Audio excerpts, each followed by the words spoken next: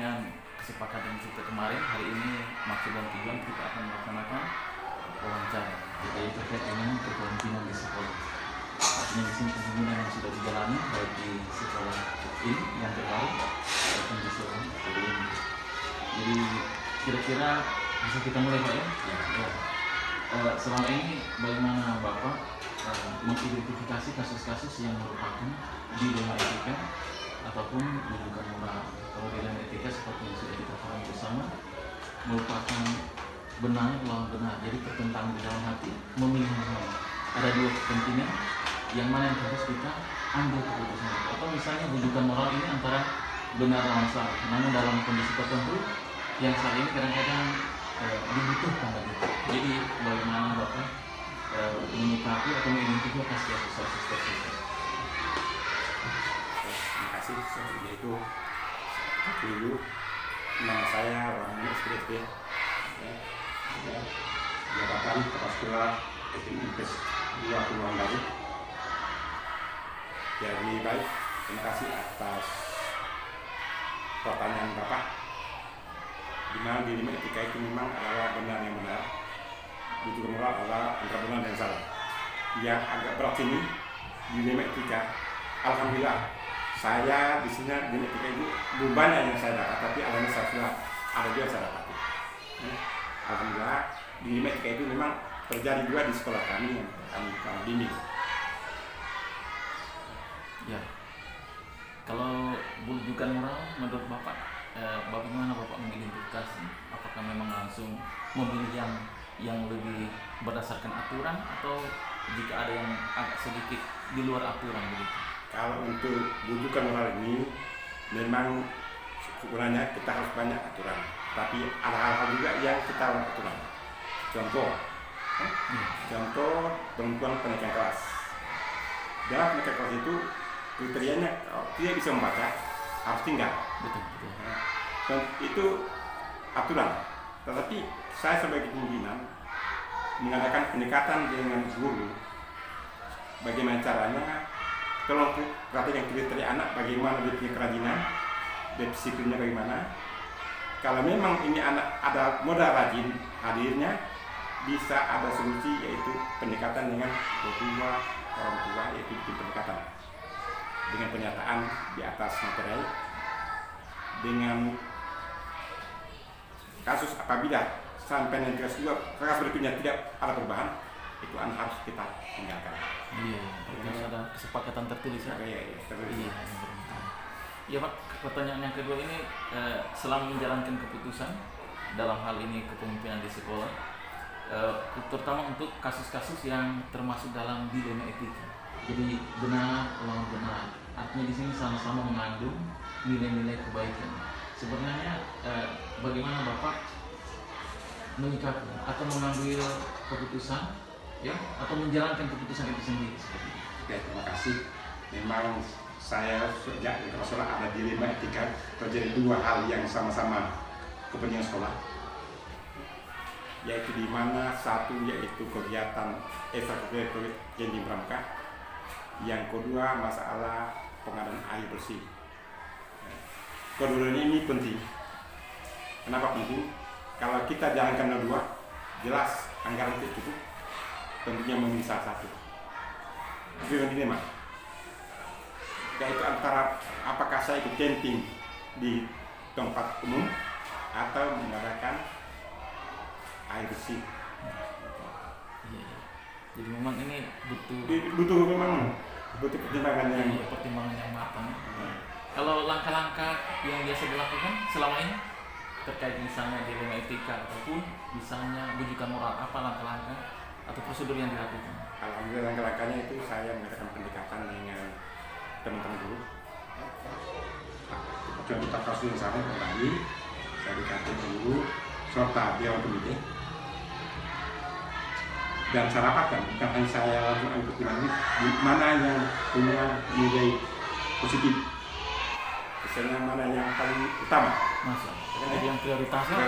Iya.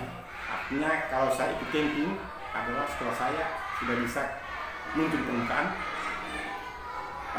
Tetapi kalau saya air berarti kebutuhan jangka panjang akan terpenuhi. terpenuhi. Masya Allah. Kalau yang selama ini yang dirasa efektif, artinya dari kesimpulan keputusan-keputusan yang sudah diambil, terutama yang berkaitan tadi dengan dilema etika, bagaimana dengan yang dirasakan selama ini? Apakah efektivitasnya itu? Alhamdulillah sudah kalau efektif setelah saya sampaikan kepada forum, dan memang itu yang saya ambil tadi, mereka juga semua menerima walaupun awalnya ada dua kubu, dan setelah saya jelaskan nilai manfaatnya, nilai yang tadi yang tidak mendukung, mereka semua ikut mengamankannya. Masya Allah. Jadi hal-hal apa saja yang selama ini merupakan tantangan dalam pengambilan keputusan yang tadi yang sifatnya khusus saja dilema etika. Kalau rujukan moral, insya Allah tidak terlalu bagaimana selama kita mengacu pada peraturan. Dilema etika yang terjadi sekarang ini saya agak sulit. Saya sebagai kepala sekolah mengembangkan kegiatan sekolah, tapi orang tua juga mengembangkan juga kegiatan juga mendukung sekolah, seperti kegiatan pramuka dan mengaji. Ini dua penting. Mengaji juga penting, pramuka juga penting. Karena mengaji untuk ini keagamaan, pramuka itu pembentukan karakter dan kemandirian. Saya pergi ke sekolah dan dua hal ini yang sama penting. Tentunya saya misalkan dengan kawan guru serta dengan ibu orang tua. Para orang tua menanyakan hari apa mereka punya mengaji yang bisa ada peluang untuk kegiatan pramuka sekolah.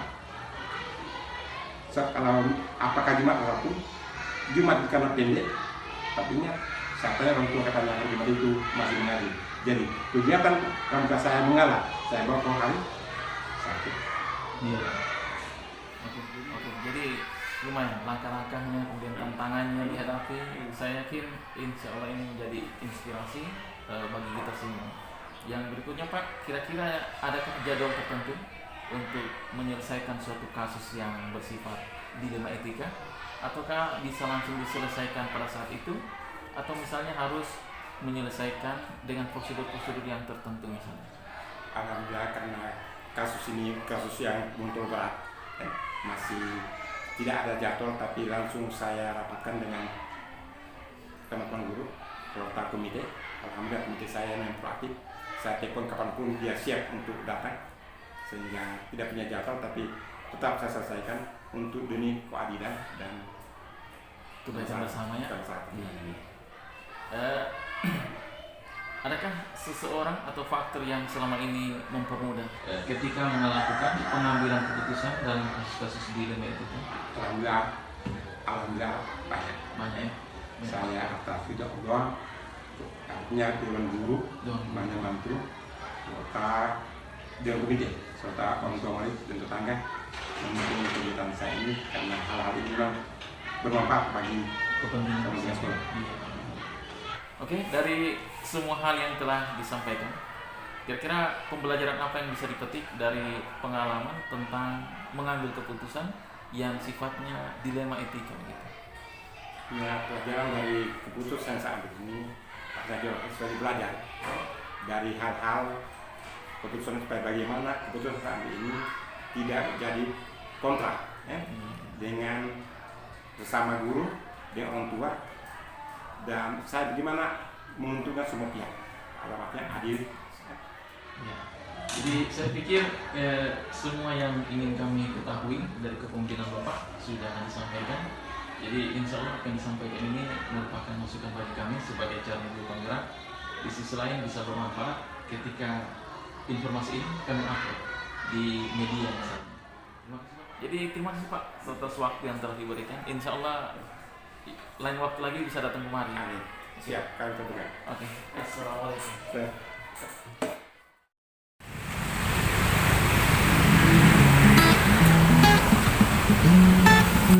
Assalamualaikum Pak. Waalaikumsalam.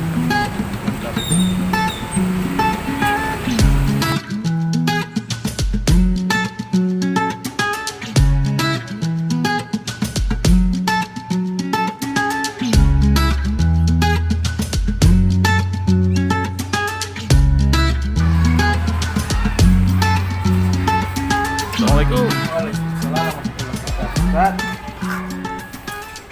Assalamualaikum Pak. Waalaikumsalam. Ya.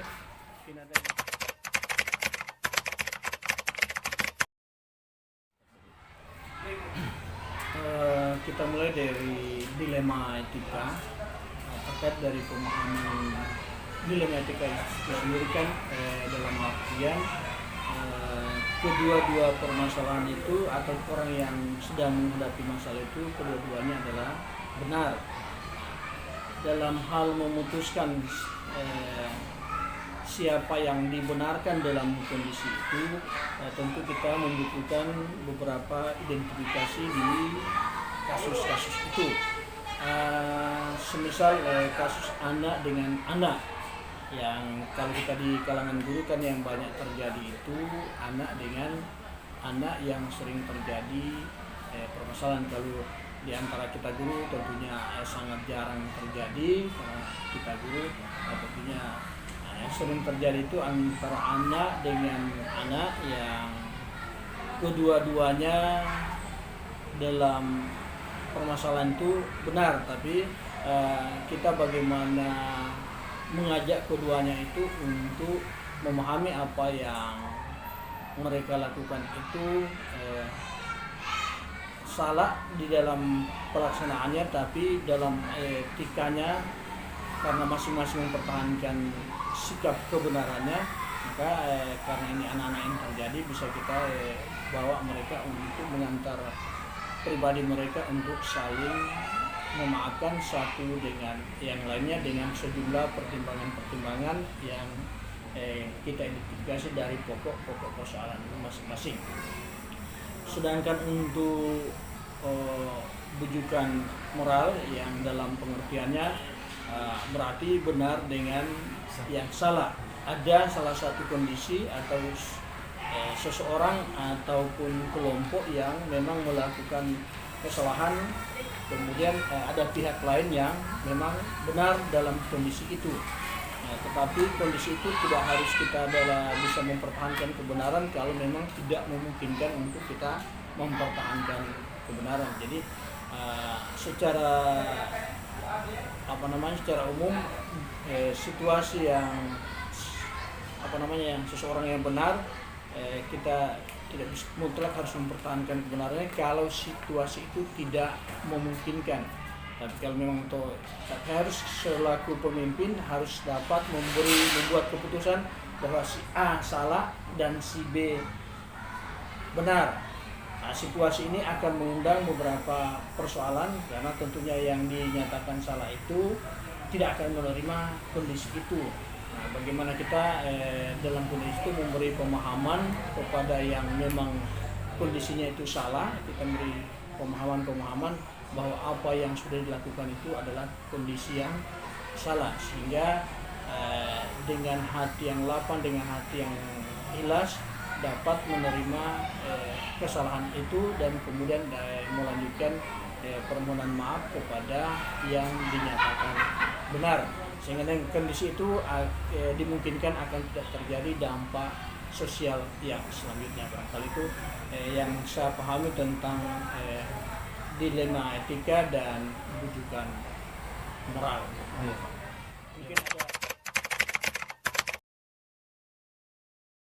ya, misalkan dalam suatu kegiatan kepramukaan, yang satu di sekolah, misalkan di kepramukaan penting untuk diikuti, di kelas juga meninggalkan anak sama-sama penting. Dalam kondisi ini karena sifatnya pramuka itu temporer, tidak selamanya ada dalam kegiatan langsung, maka kita mengkondisikan pramuka itu kita mengutamakannya dengan cara yang meninggalkan kelas ini, guru yang akan meninggalkan kelas ini kita berangkatkan ke pramuka, dan kelas ini akan kita buatkan solusi yang lain untuk mengatasi ruang kelas yang ditinggal oleh guru yang mengikuti kegiatan kepramukaan, karena kedua-duanya penting. Sementara sifatnya pramuka ini temporer dan harus diikuti oleh kita guru dalam rangka mengembangkan potensi anak di dalam hal kepemimpinan.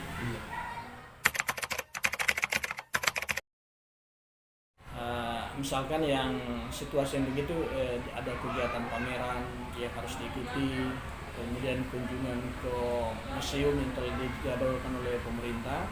sekolah kita memperoleh di kunjungan ke museum atau ke pameran pembangunan yang juga sifatnya temporer. Situasi itu juga kita harus mengkondisikan. Kalau misalkan ke pameran pembangunan, kita harus mengkondisikan, harus diikuti, karena itu juga suatu kegiatan yang mengajak kita punya peserta didik untuk memahami situasi dalam pembangunan daerah maupun nasional, untuk anak-anak memahaminya, sehingga ada jenis wisata yang dilakukan dalam kegiatan itu. Intinya di sana ada pengembangan pengetahuan bagi anak-anak di dalam mengikuti. Nah, untuk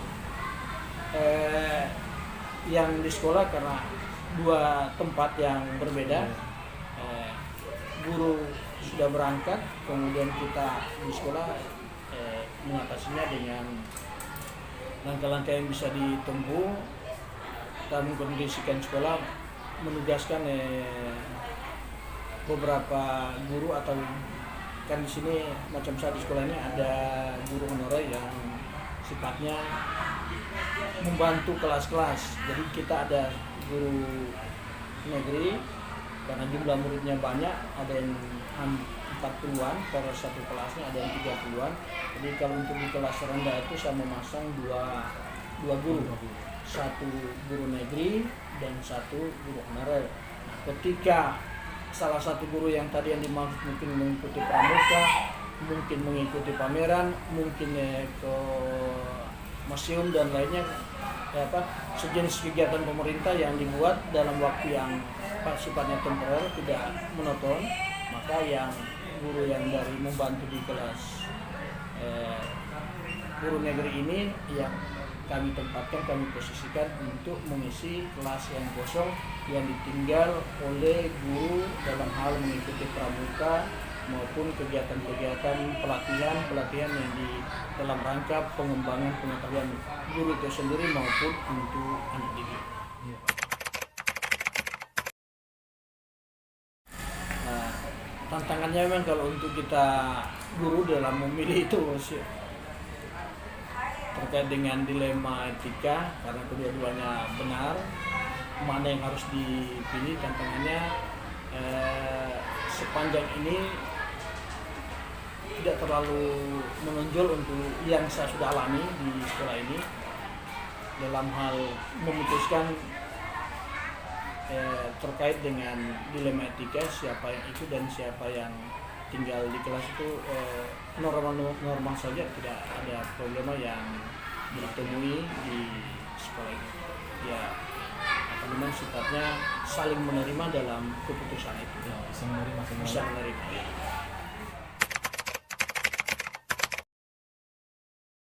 Terkait dengan penjadwalan penyelesaian dilema etika, kita melihat besar kasusnya. Kalau kasusnya yang dilema etikanya sederhana, bisa kita langsung diselesaikan pada saat itu tanpa harus menjadwalkan pelaksanaan untuk penyelesaiannya. Namun kalau ada yang sifatnya sangat krusial, tentu kita butuh penjadwalan yang dahulu dengan membuat dulu surat undangan kepada yang bersangkutan. Kalau kepada sesama teman guru, maka dibuat dulu undangan dari saya kepala sekolah untuk kepada guru yang 2 orang, atau kalau dari anak dengan anak, maka akan membuat undangan kepada orang tua, akan dijadwalkan secara khusus yang didahului dengan surat undangan. Jadi di sana baru dibuat putusan. Ya. Jadi kalau untuk saya, seluruh teman di lingkup sekolah ini adalah kerabat, namanya dalam satu lingkup. Ketika ada persoalan sekolah, semua beramai-ramai untuk musyawarah dalam hal penyelesaian. Tidak pernah saya membuat sebuah keputusan itu secara tunggal, tapi didahului dengan musyawarah oleh hampir semua teman. Karena untuk kepemimpinan yang saya lakukan di sekolah ini saat ini tidak ada pengelompokan. Kami itu adalah sebuah organisasi yang bekerja secara bergandengan tangan di dalam hal penyelesaian masalah baik antara kami sesama guru maupun antara peserta didik dengan guru atau antara peserta didik dengan peserta didik. Kami selalu menyelesaikan secara bersama dan tidak ada yang tidak terlibat, semua terlibat.